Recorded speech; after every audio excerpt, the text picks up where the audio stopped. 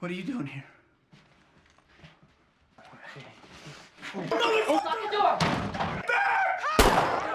The film begins at a U.S. Marine Corps training camp on October 7th. 4 days later, Captain Sam Cahill deploys to Afghanistan.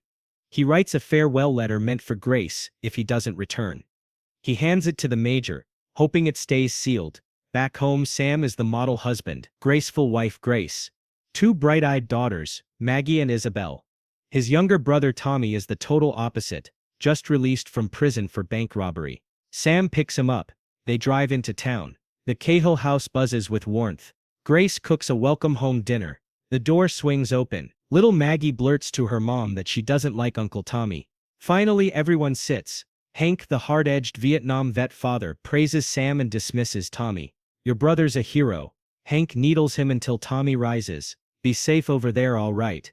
That night, Sam removes his ring. Grace threads it on a chain.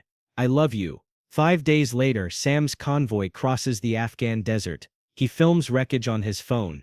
Says he feels at home here. Moments later, their helicopter is hit. It spirals down. Fireball. Grace, soaking in the tub, hears the bell. Isabel opens the door. 2 Marines stand stiff-faced. What's wrong? Grace crumbles. She rewinds Sam's old videos. Dials his cell. Sam Cahill, please leave a message. Night falls. Tommy staggers in drunk, returning Sam's car. Surprised, Grace sobs over a dent. Only then learns her brother-in-law is reported dead. Fury erupts. They never should have let him go. Tommy broods on his parents' porch. Stepmom invites him in. He stays outside. Funeral day. Daughters refuse black dresses. Fold their arms. Grace forces a smile. Military taps play. The major hands her the sealed letter. Hank drinks hard. Tommy tries to take his keys. Father lashes out again. You break laws. He serves the flag. Tommy fires back. You weren't a great father or husband either. Hank trudges off. Grace hides the letter unopened. Meanwhile in Afghanistan, Sam and Private Joe crawl from the crash. Taliban capture them, shove them into a pitch-black Zindan. Sam whispers, give them nothing. Stay silent. Back in the States, Tommy rings Grace at 3 a.m. Needs $47 to keep a bartender from calling the parole officer. She bails him out, drives him home. Morning clatter, pancakes. The girls whip batter to cheer mom. Tommy groans. Stop it, no. Maggie bangs louder. Tommy peels off the couch. Hank arrives, apologizes for last night. Tommy admits Sam was always smarter. Hank says not true. You just quit everything you started. I'd cut my throat to bring him back, Dad. Sam peers through board cracks. Hears a helo overhead. Pounds a rock trying to loosen plank. Taliban shove a boulder atop. Stop that. Tommy recalls Hank's dig about the lousy kitchen, and recruits buddies to renovate it. Surprise Grace. 2 months pass underground. Private Joe unravels. Blames Sam for saving him. Says now I live in hell. Sam repeats. No info. You give them nothing. Taliban argue. Drag the prisoners to another camp. Execute an Afghan who used a sat phone. Shoot him in the head. Tell Sam carry our message to America, or be forced to. Renovation hums. Daughters help paint. Maggie splashes Owen, the bearded friend. Grace fetches spare clothes in Sam's closet.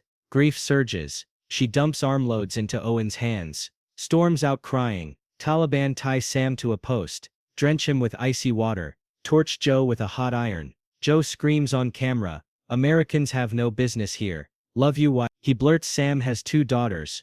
Grace's birthday arrives. Kitchen reveal. Friends shout. Surprise. But the empty chair burns her heart. Winter walk. Isabel gripes everyone loves Maggie. Tommy tells how Sam once saved him from drowning. Sam River. Ice ring. Grace is awed at Tommy's ease with the kids. Tommy meets the bank teller he robbed. Apologizes. She confesses 3 years of nightmares. He seeks forgiveness. Evening fireplace glow. Grace admits. She hated his drunken brawls in school. Their eyes lock. A sudden fierce kiss. She gasps. Need air. Tommy weeps. Slips out. Letter still untouched in the drawer. Taliban hands Sam an iron pipe.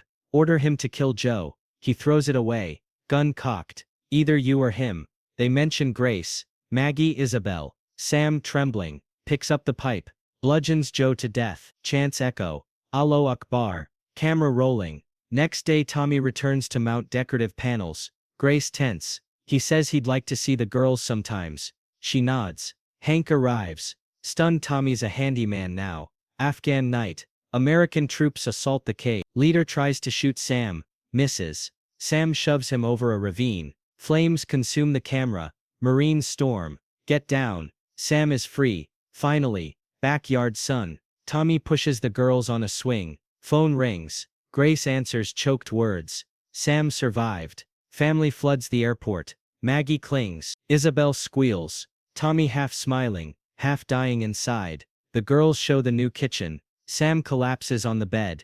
Grace kisses his scars. He turns cold. Leave, he tells her. Sam lies stiff in his own bed, but sleep never lands. The ceiling fan sounds like rotor blades. Grace eases beside him, fingers tracing new scars, but he rises cold, the shower running until dawn. Tommy skims a newspaper. Private Joe Willis killed in action. Hank notices Sam's 1,000-yard stare, remembers coming home from Nam, and locking the world out. He wants to speak, but can't find words. Afternoon at the rink.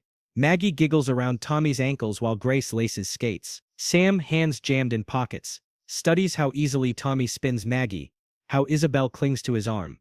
Tommy waves. Sam doesn't wave back. Later in the parking lot, Sam says flat, "You look good with my family. Thanks for stepping up." A beat. Then did you sleep with her? Tommy reels. No. Never. Sam's eyes lock. War hard and certain. I'm at 100% you did. Tommy swears again nothing happened. But doubt digs in like shrapnel. The widow of Joe Willis visits unannounced. Toddler Joe Jr. crawling behind. She trembles. Says she dreams nightly of her husband. And sometimes of Sam. Hates herself for hating him. Did you see how he died? Sam's jaw clamps. I didn't. I don't know. She thanks him anyway. Leaves. Grace watches his knuckles whiten on the doorframe. 9. Sam arranges kitchen glasses with military precision. Pistol in waistband. He patrols windows, flicks lights, whispers to shadows. Next day he drives to base. Requests redeployment.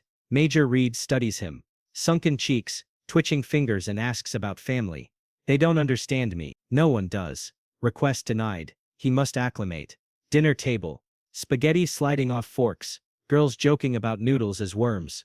Sam slams his fist. It's not funny. Quit laughing. Grace gently, they're just playing. He stands, chair scraping, vanishes outside. Isabel whispers, when's Uncle Tommy coming back? Grace begs him to talk. What happened over there? His gaze fixes on the refrigerator magnets. You and Tommy tell me the truth. Nothing happened, she repeats. He storms off into the night, drives to the cemetery, kneels before Joe's headstone. AG 21, snow crusting his hair. Saturday. Hank's house for Maggie's birthday. Tommy arrives with Tina, a barfly he met an hour earlier, thinking noise might lift the fog. Tina babbles about the war. Tommy elbows her, but she keeps yapping. Sam's shoulders knot. He notices every glance between Grace and Tommy, hears every squeak of Isabel's balloon as she seeks attention. Sam warns, Isabel, stop. Squeak, squeak. He snaps, smacks the balloon. It explodes. Silence. Isabel blurts, why didn't you stay dead? Mom wants to sleep with Uncle Tommy. Not you. They're always making love. Room freezes. Tommy's face drains. Grace stifles a sob. Drive home silent. Isabel apologizes to Grace. She knows it isn't true. She just hates Dad's anger and wishes Uncle Tommy were Dad instead. Maggie nods. Me too. Downstairs, Sam whispers. Did they say prayers? Then he lifts a crowbar, stares at the perfect new cabinets, Tommy's gift, and smash. Wood splinters. Dishes explode. I survived for this family and you betrayed me. Grace cries. I love you, Sam. So do the girls. He shouts. How could you sleep with my own brother? Crowbar whirls. Drywall caves. Front door bangs open. Tommy rushes in, wraps arms around Sam's chest. Let it go, bro.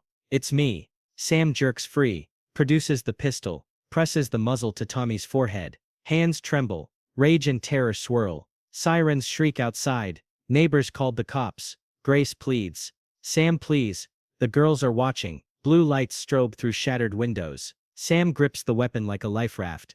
Eyes blazing. Steps onto the porch as officers level their guns. Drop it, he screams. Why are you here? You don't know what I did. Red dots dance on his chest. He presses the barrel to his own temple. Tommy edges closer, voice breaking. You're drowning, Sam. Let me help. Grace sobs his name. Sam's arm shakes, veins pulsing, sweat soaking his hair. Seconds stretch behind held breath. Then he hurls the pistol into the yard, collapses sobbing as police swarm.